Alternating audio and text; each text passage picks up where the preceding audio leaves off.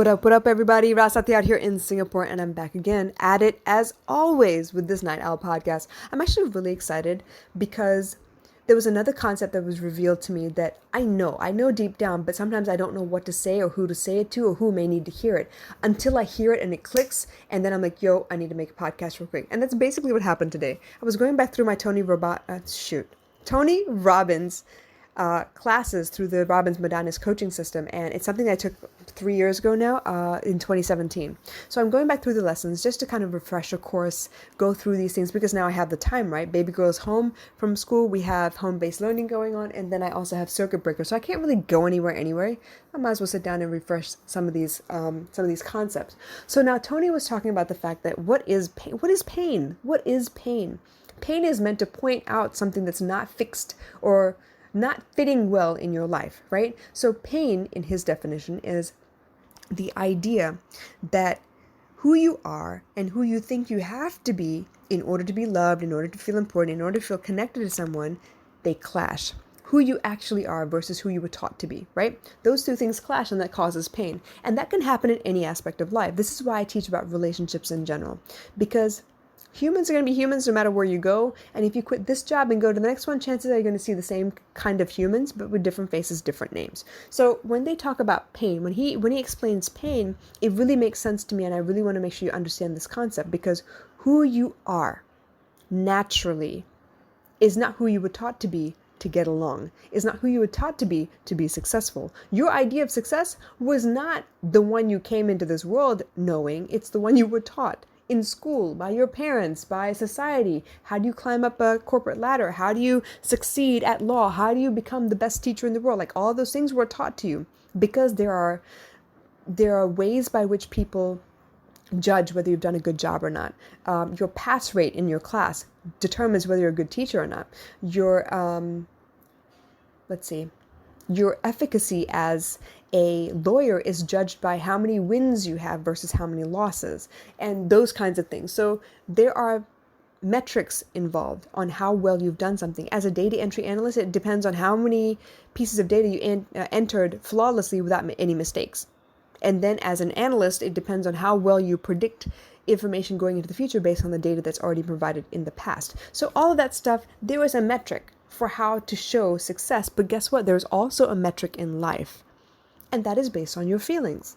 Honestly, if you think about it, when you don't feel good emotionally, I'm not talking about when you get sick, but when you don't feel good emotionally, something somewhere is not fitting, which means maybe you are listening to the wrong people, and maybe it's clashing with what you really want to do. If you've ever noticed, when you want to do something, you tend to call people that will echo what you want to do anyway. You're not going to call people to give you the real deal. You're not going to call people to give you the good and the bad of that decision. Maybe you should weigh your consequences. You're going to call people that echo what you feel.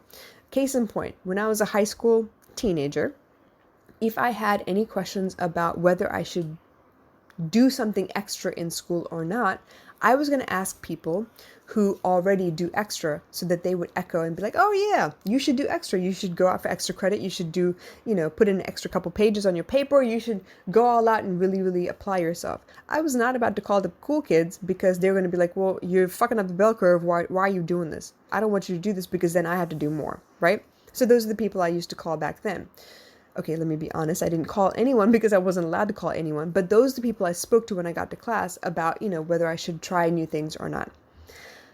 When it came to relationships, if I wasn't already alienated from all of my friends, I would talk to people who would give me advice based on how I was already feeling. Should I dress this way to impress my man? Should I spend money on lingerie? Should I wear my hair a specific way? Should I be adventurous with the way I wear makeup? Those kinds of things, because obviously I wanted to catch a man and keep him.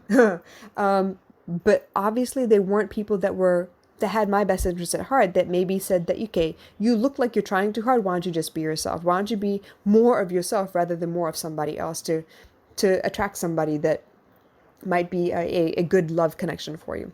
So those are the things I'm talking about.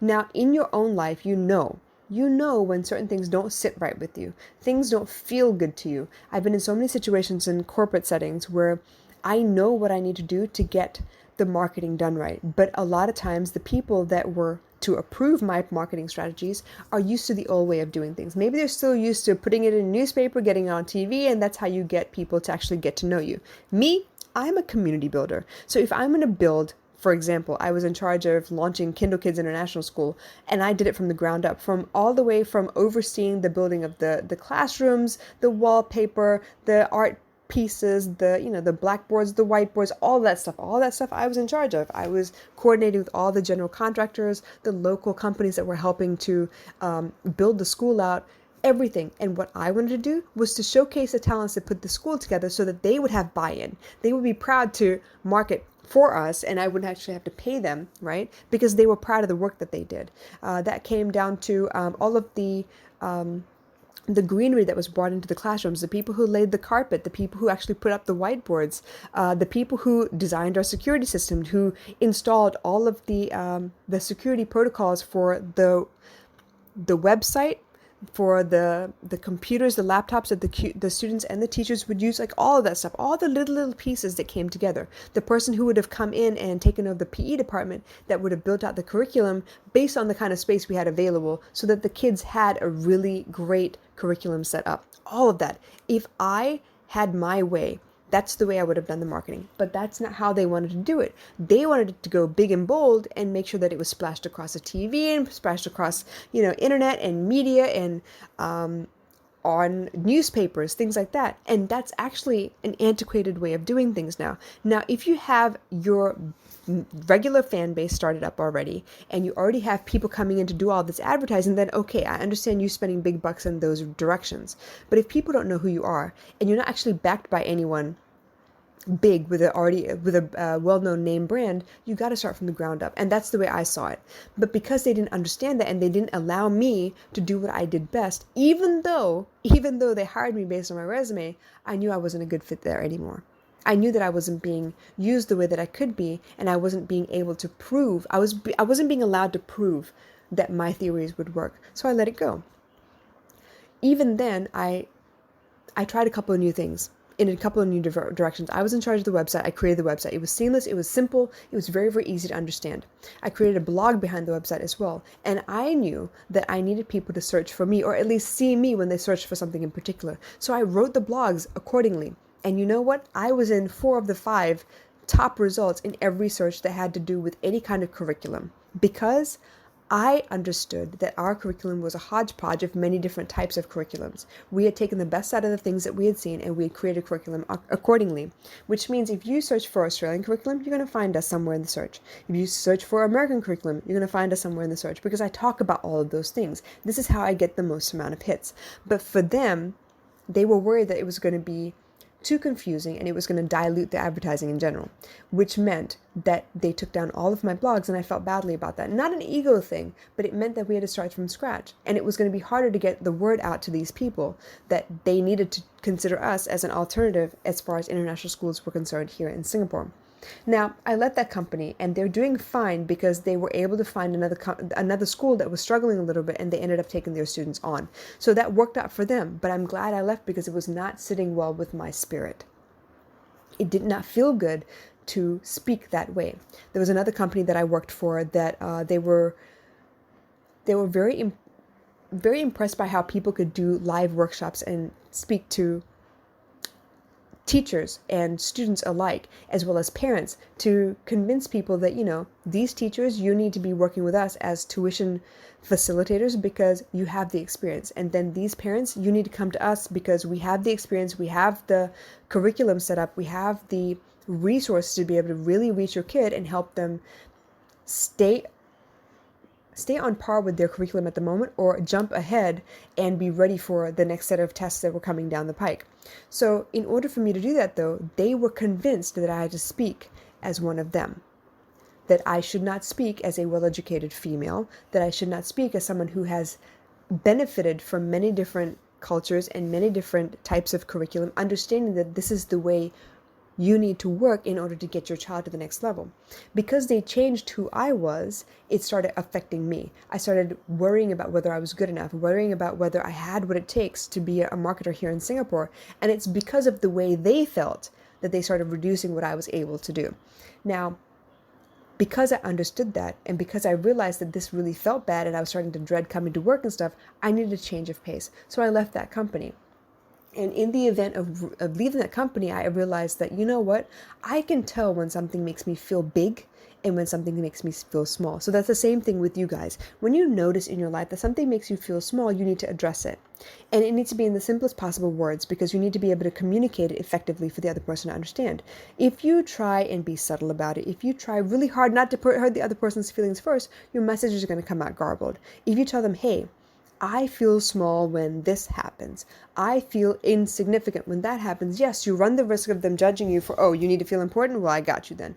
But if you don't tell them that way, they tend to miss the point entirely. So this is what I mean. When Tony Robbins said that pain is who you are versus who you were told to be in order to get love, in order to become important, in order for you to feel successful, then those two ideas are clashing with each other. That's when you feel pain and discomfort and trauma. So in that regard, I need you to really pay attention. Where do you feel these strong emotions? Where do you feel anger sometimes? Where do you feel jealousy sometimes? What is it trying to tell you? What are you understanding about yourself in that moment? What are you telling yourself in that moment? Because those are important too. Maybe in a jealousy situation, you find yourself upset because maybe you're being constantly compared to your cousins all the time. It's a very Indian thing to do, by the way. Oh, this cousin is doing so well. Why are you slacking? Why are you not measuring up to that person? Well, because I'm a different person. But also because maybe their situation, their environment is different. Maybe it's a little more supportive. Maybe they're naturally talented. But the point being that when it clashes like that and you suddenly feel jealous, what are you telling yourself? Are you telling yourself that you're not as good as the other person? Are you telling yourself that you're stupid and that's why? Are you telling yourself that, you don't have what it takes, or your environment isn't supportive? Does that mean that you're going to be able to find a way to become resourceful, or are you going to shrink into that idea that you're not good enough and just let it be? Those are things I need you to pay attention to. Now, if you have any questions or concerns, please drop them in the comments below. I want to hear from you. If you'd rather ask a specific question and have me answer it, like tailor-made for your specific situation, DM me, message me, let's talk. But in the meantime, understand this is where pain comes from. So pay attention to where your feelings get really big and really loud inside your head. Pay attention to where you can't stand things anymore and you tend to storm off or throw a temper tantrum, or you tend to give pain because you're receiving it. Those are telltale marks in your life that something does not fit very well. Something is not helping you grow. Something is stifling you somehow, and so you feel the need to speak up. I hope this made sense, you guys. If you have any questions, like I said, drop them in the comments below. But until the next time, I hope this gave you food for thought. I love you guys. Bye.